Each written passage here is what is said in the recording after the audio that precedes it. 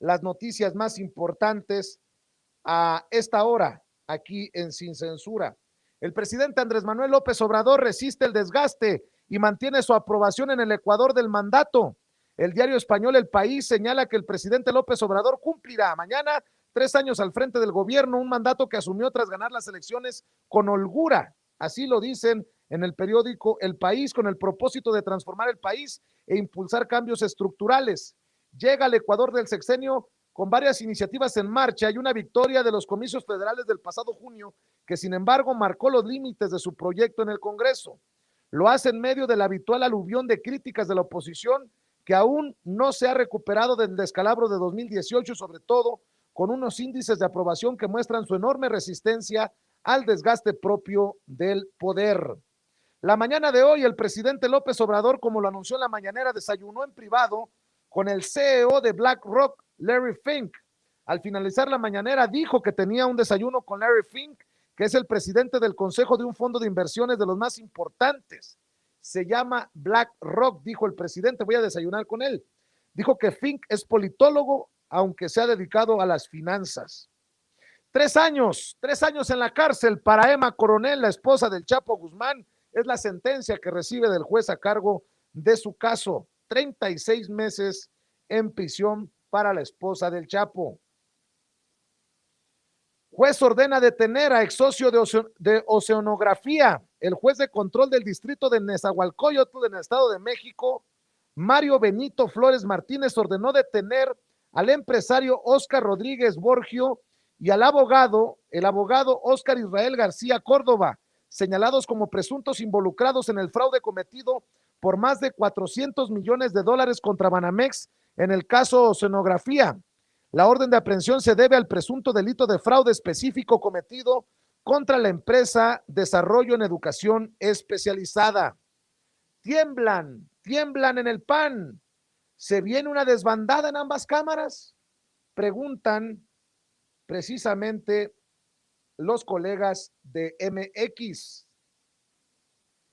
La revista digital MX señala que después de que el PAN sufriera 2 renuncias, una en cada cámara, en los pasillos de San Lázaro, corre el rumor de que habrá una segunda desbandada de varios diputados federales a quienes les han estado haciendo ojitos y propuestas nada despreciables para que se unan al éxodo del diputado Roberto Valenzuela, quien renunció al panismo tras votar a favor del nombramiento de Pablo Gómez al frente de la Unidad de Inteligencia Financiera de la Secretaría de Hacienda y Crédito Público.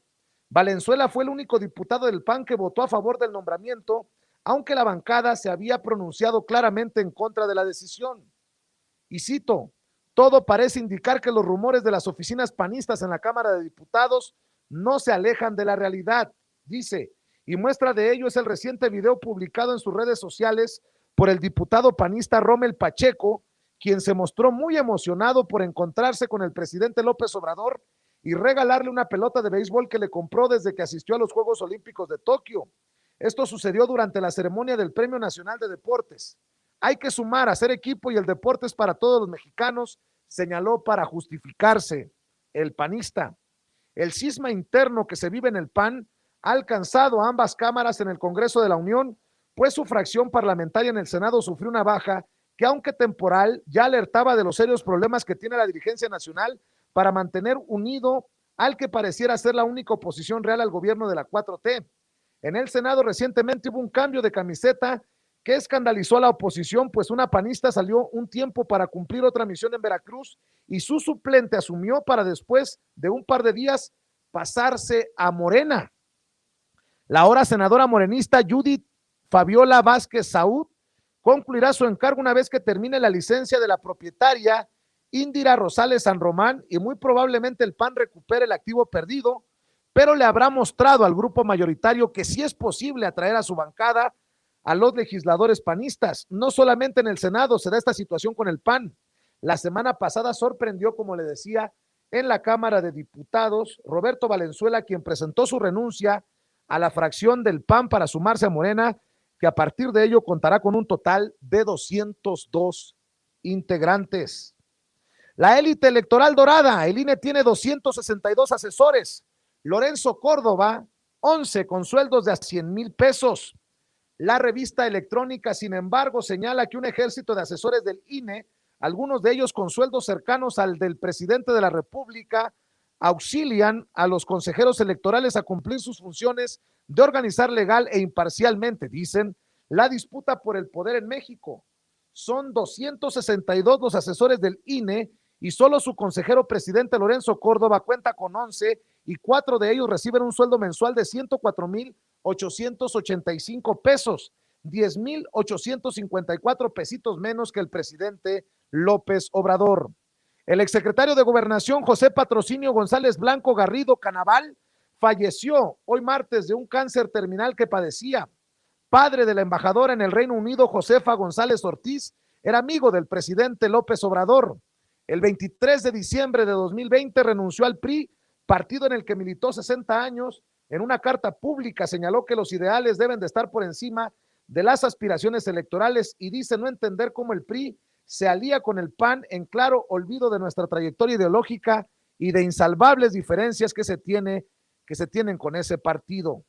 Cero impunidad en el caso de las desapariciones forzadas, promete el presidente Andrés Manuel López Obrador en la mañanera.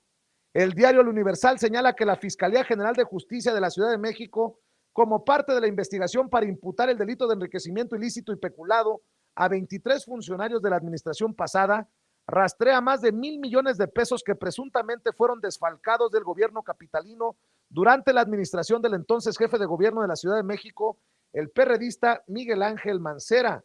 Indagatorias en lo que estaría involucrado el excoordinador de la Central de Abasto Capitalina, Julio César Serna, actualmente detenido. Y por cierto, le brotan más casas a Serna y le congelan cuentas.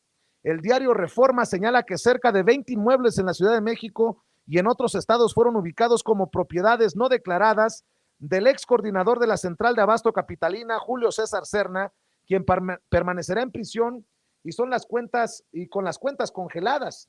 Investigaciones de la Fiscalía General de Justicia de la Ciudad de México establecen que Serna, una de las personas más cercanas al coordinador parlamentario del PRD en el Senado, el ex jefe de gobierno perredista Miguel Ángel Mancera, posee bienes que no aparecen en sus declaraciones patrimoniales ubicadas en 6 alcaldías de la Ciudad de México, Acapulco y Michoacán.